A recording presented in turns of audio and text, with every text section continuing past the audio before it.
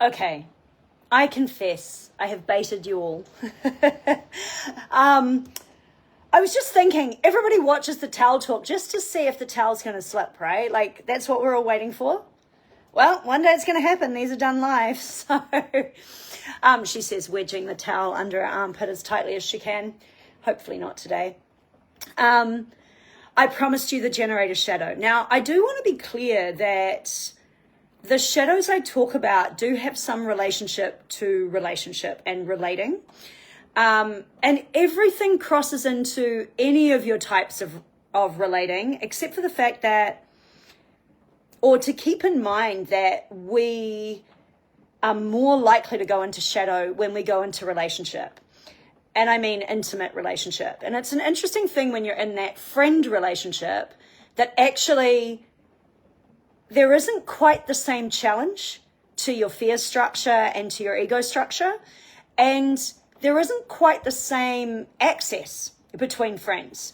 So whilst you might talk about anything with a friend, and it might be slightly less personal in a weird way, I don't have a right to ask you to be more communicative. I either like you as a friend or I don't. And it's, you know, you get on, you have your things you share. Some friends are drinking buddies. Some friends are walk the dog buddies. Some friends are there for your every bleeding moment, you know. But when it comes to being in an intimate relationship with, you know, a partner, someone that you're trying to share your life with on some level, even if it's not share your entire life with, which is my preference,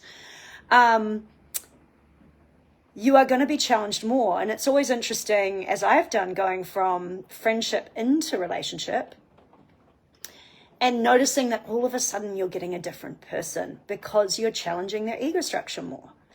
Now, when that is a generator, my experience has been interesting. And this morning I got to talk to one of my clients and her partner is a generator.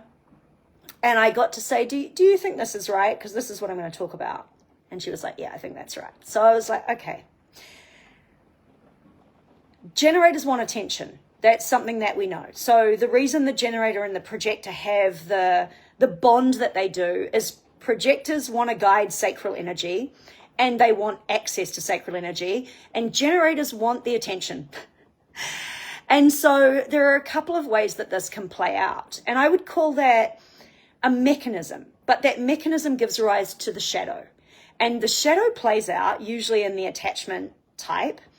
And even though there are avoidant generators in attachment style and there are complex disordered attachment generators and there are needy attachment generators and there are secure ones,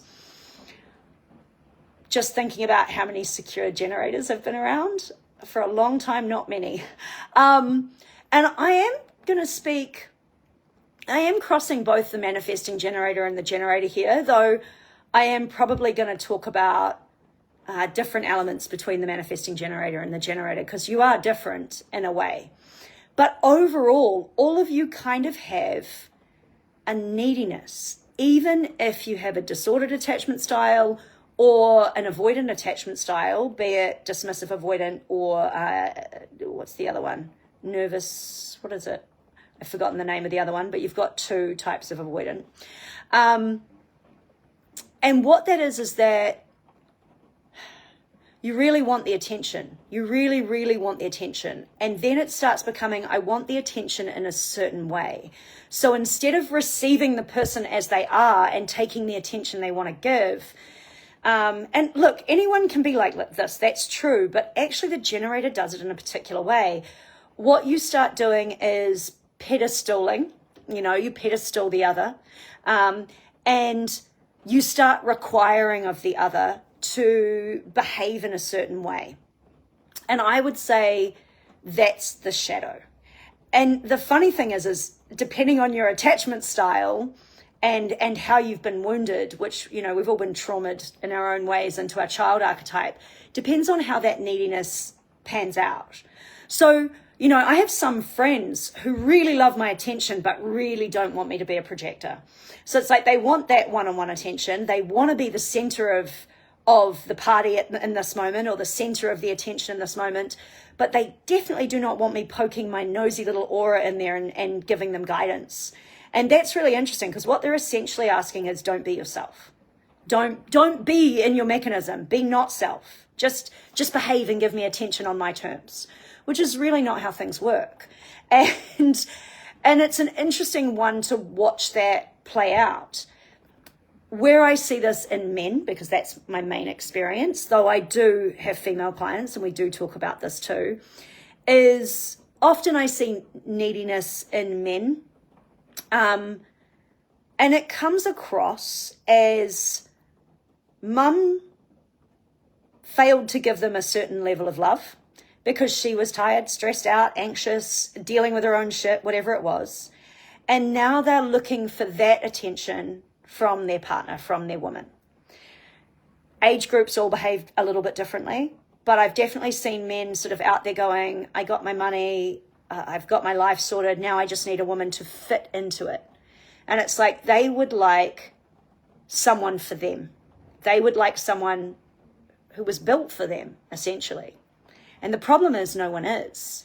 And, you know, we've been living in a generator world for quite a while we do this transition into the projector ascendancy. And in some ways, because 70% of the world is a generator type and they've got all the energy in the world, they kind of don't realize how taxing it can be to have someone expect of you. And I've had all sorts of different versions. In the avoidance, usually it's that you don't live up to their need, to their expectation. And so they will get rid of you.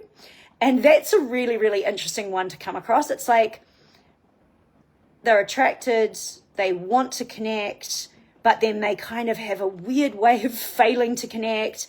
And then when you are a normal human being that is in your own power, they get very scared because now you're really looking at them. And of course, with avoidance, they don't want to be seen because they're afraid if you discover who they truly are, that you won't like them. And that's same with the complex attachment styles as well, or the disordered attachment styles. They also have a fear of being seen. And yet they desperately want you to be there, and they desperately want to feel loved, and they desperately want to be loved by you.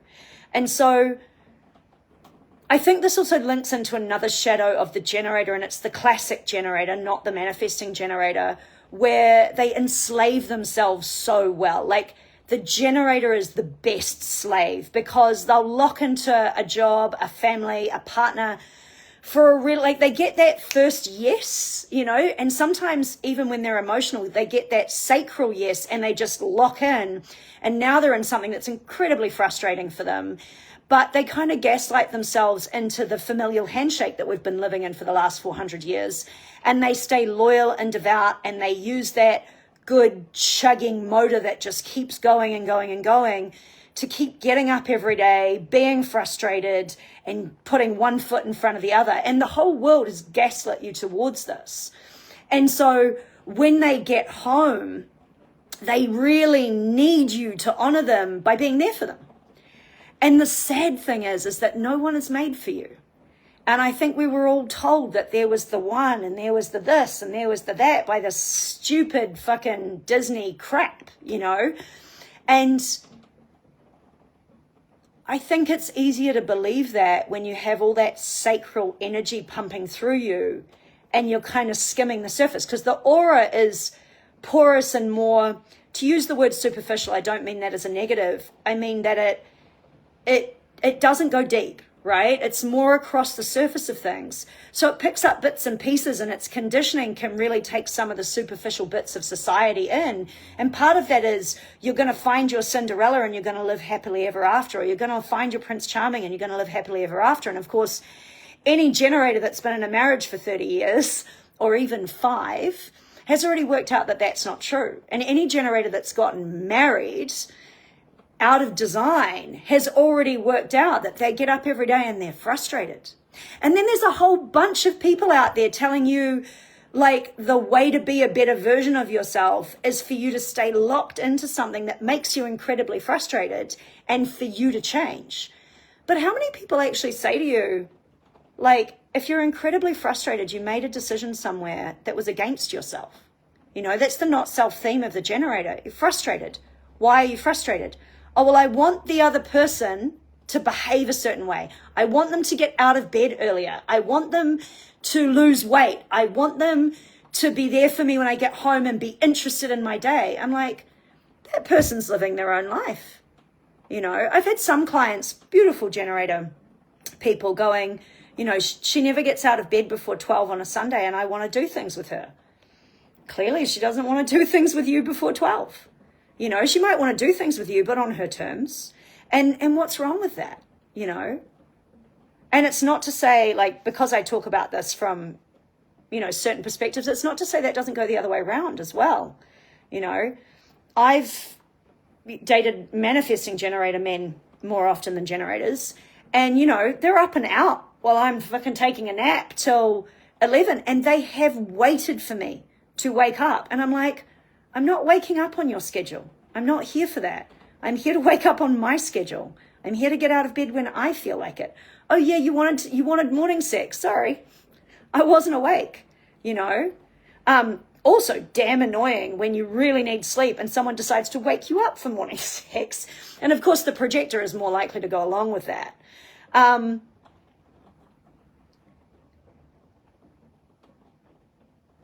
The biggest thing I feel for the generator type is that you need to remember that relationship is about your own personal journey, and the other helps you to see yourself, helps you to come back to yourself and come back home. And that means that journey is entirely about you. The other thing to remember as a generator is that you are self-focused. Your life is all about you, and it's through that process that you get enlightened. So when you're looking outwards going, he doesn't do this, she doesn't do that, you're looking in the wrong direction. You need to turn it back around and go, okay, I feel incredibly frustrated. What am I going to do with this, right? Or what am I needing from the other that actually I could give to myself? A lot of the time it's love. You know, generators want the attention so that they feel loved and they feel appreciated for all the things that they've self-sacrificed on, that they've made themselves, you know, frustrated over. And it's like, learn to run yourselves better. Learn to see that when you're unhappy, it's your responsibility to make yourself happy. And this is where I refer to Abraham Hicks. It's like, if you want your life to be better, and this applies to all of us, you've got to get on your high-flying disc. And your marriage vows should look like this. I really like hanging out with you. I'm really having a very good time. Why don't we see how it goes? You know? And then the other one turns around and goes, oh, great, in sickness and in health, in good times and in bad. Well, if I'm having a good time and you're not having a good time, you let me know when you want to have a good time again and we can hang out again. You know, like that's how my marriage vows will go.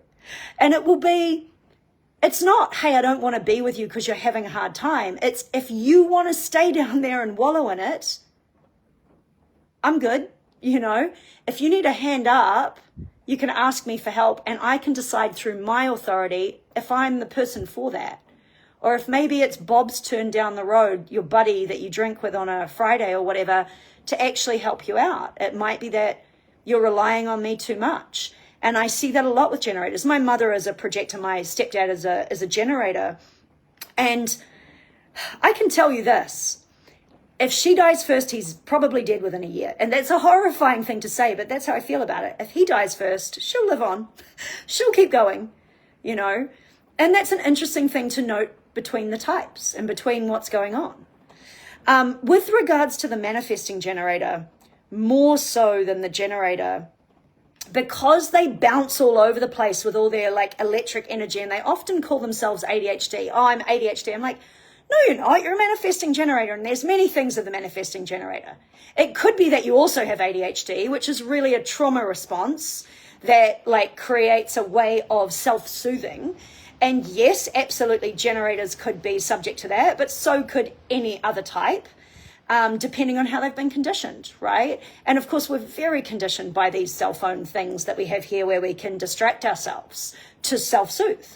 So with the manifesting generator, they want attention, but they want attention in all their activities. They want a playmate, you know? And it's like, hey, Hannah. And it's like, if you want a playmate, that's great. But what happens when your playmate doesn't want to play? Because sometimes we just don't have energy, right? And I've seen manifesting generators get really frustrated because their playmate has fallen down and their playmate is struggling to get back up. And it's like, your playmate is not your toy. Your playmate comes out when it's correct for them, you know? And when it's not correct for them, they stay home. And just because you want attention, I wouldn't recommend that you go and you want your playmate to come and play with you. I wouldn't recommend that you go explode your entire relationship because they're not playing, you know, or they're not falling into line with how you think they should live. Because again, the generator is self-focused. And so there's this, I mean, we all do this a bit, right? The projector is out there going, I think of everybody else. Why aren't they thinking of me? Why don't they see me? The generator is out there going, well, I work really hard. Why doesn't everybody else enjoy working really hard? It's like 30% of the world is not a generator, you know? So, and they're just not built to do what a generator does. And I think that's probably the overall shadow of everyone. We approach the world as we are and not as it is. And so what I love about human design is that it reminds us that even if you've got two generators, they're so unique. They're so different, even if they have the same channel, you know, even if they have one channel, it's the same channel. There will be so much similarity in some ways and so much different. Like it's so nuanced and there's so many different things and there's body mechanics and mental mechanics. People thinking strategy is the way, and some of us are completely right beings. We're not strategic at all. We're not planning, we're not focused, we're not cunning, you know, or we're generally not cunning. There are not self themes, of course, as well. But really when it comes down to the generator, I see that there's this real need for attention, and it can really come out as anxious, needy attachment style. That's true. I see that more than I see avoidant, and certainly more than I see disordered attachment, because I find that to be a lot more rare. But I find that even in the anxious attachment style, even in the avoidant attachment style, there's a deep need that someone will align to the way they want them to be. And just be aware that when you approach the world as you as the center of it, which is your mechanistic, auric reality, that everybody else is living their own life and they are not made for you. And that was a horrible, horrible lie they sold us through Disney and all the fairy tales. And, you know, and I had someone recently, wasn't a generator actually, look at me with those big pedestaling eyes. And automatically I was being turned into something to love them in the way that they needed to be loved. And that is a deep disrespect to the other. In that moment, instead of seeing them for what they are, a flawed, fucked up human being that's beautiful in their imperfection, you know, perfect in their imperfectness, what you are doing is making them into some fantasy you have in your head that makes them flawless. And there are no flawless human beings. And I think, again, especially in the pure sacral world, whether you're manifesting generator or generator, so that means you're not emotionally defined, you have this black and white way of seeing things. Someone is great or someone isn't. And as soon as someone drops into the not great reality, they're a write-off. And it's like, no, people are layered. And that's where being emotional is a huge advantage, because the color of truth is gray. And that's what emotionality comes to teach you. And of course, pure sacrals are often attracted to emotionals. They fucking love that junk, right? It's where all the juice is. But emotionals come to teach you the color of truth is gray, which means there are no good and bad people. There are imperfect people everywhere. And trying to make people fit into your black and white reality, dangerous, super, super dangerous. Someone sent me a message. Yeah. And look, there are secure generator attachers. We're talking about shadow here as well, you know. So secure attachers are much more relaxed. Why? Because they've worked out some of these things. They've worked out where they're needy and they keep it to themselves. They recognize when their neediness comes up that it's about them and it's not about the other at all. That somehow they're leaking a little bit, that they're lacking a little bit. And with all that sacral energy, and it's such, I mean, it never stops and it's so big, it's very hard for the generator and the manifesting generator in particular to slow down and to not be constantly moving and burning energy. And so because again, they have that superficial way of taking in stuff through their aura. And again, that's not a graze, that's not a negative, that's just the way the aura works, that it skims the surface more, that sometimes they miss the depth behind what's actually happening here. And sometimes they miss the depth behind what's actually happening in them. And that is why they are attracted to projectors in the first place, is because the projector gets to ask them questions, to turn them back into their sacral, to really understand what's going on with them. And that again is something else that is often not understood by the generator, and particularly the manifesting generator, because they're such a law unto themselves that they think sometimes they think they don't really need, they gaslight themselves into thinking they can do it all on their own. And it's like, well, actually you need a guide for all that energy, because your ability to take a step back is tough, you know? And this is why I think everybody should be going to therapy at the beginning of a relationship that they value, so that they can learn the differences between each other. It's why I coach couples using human design, because it's like, let's talk about, even if you're two generators, how very, very differently you see the world. You know, I'm actually going to post in the next couple of weeks some advertising around this, and some of the comments I've had back when I go into a single meeting with a bunch of people I've never met, and I get their charts and their husbands aren't there. It was a bunch of women the last time I did this, and their husbands aren't there, and I can read how their husband holds space from them, from the electromagnetics in the chart. I can read how they argue. I can read where they just see the world differently, you know, and they are absolutely gobsmacked by how much you can see in a chart after I've not even met the other partner. I can be like, oh, he does this for you and blah, blah, blah, blah, you know, and it's like, oh, he really does do that. I can also see why you, in particular, struggle to find a partner, for example. You know, I know why I have struggled. In part, it's so that I can help people with this. You know, I've been the great 1-3 experiment my whole life. So, and it's given me so much insight into what it is to be whole as a human being before you enter a relationship, and to what it is to look at your shadows and really hold them with awareness, so you don't shit them all over other people, to be quite frank. You know, I'm going to get onto the projector soon and talk about the projector, not in this video. But really today I wanted to talk about that generator need for attention, and why it's electromagnetically part of their design, and they're really looking for that one-on-one attention from the projector in particular, but also why recognizing that is a desire to be, basically to be guided, whether you actually think you want to be guided or not, or whether you're open to being guided or not. That desire for that attention really is about that on a mechanical level.